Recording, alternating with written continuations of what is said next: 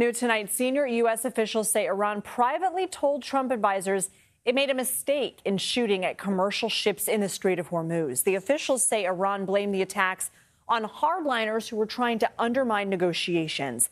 After 2 days of intense strikes, there's now a push for indirect diplomacy, with Iranian officials traveling to Oman for talks tomorrow.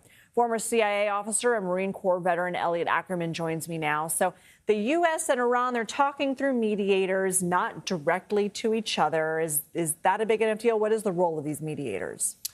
I mean, just what it says, they're acting as go-betweens. But what we're seeing is the problem is that there really isn't, particularly on the Iranian side, one central point where there's a decision maker. Because Mojtaba Khamenei, the supreme leader, hasn't been seen since the outset of the war. So that makes it very difficult for the decisions that are made in these negotiations to stick and be actioned on.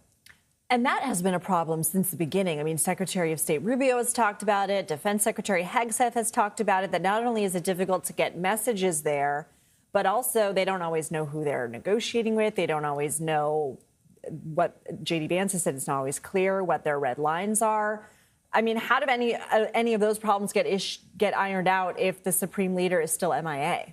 Well, and that's I think, one of the challenges that the Trump administration is facing. Listen, like any country, Iran has its internal politics, and it also has its internal divisions and factions. And this latest incident in the Strait of Hormuz is indicative of the fact that there's a hardline faction in Iran that does not want to see any type of negotiated settlement with the U.S. And American negotiators might not be speaking to those folks when we think we have an agreement.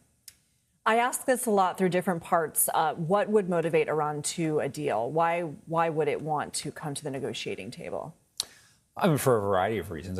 First of all, number one, there's the issue of the Strait of Hormuz that's been on the table. There's also the issue of Iran's nuclear program, and there's funds. The Iranian economy has been starved. That's one of the reasons that there were protests back in January, was because of the state of the Iranian economy, and they need funds to try to rebuild Iran. And if the regime can't deliver on better economic prospects for its people, the regime's going to start getting pressure again internally.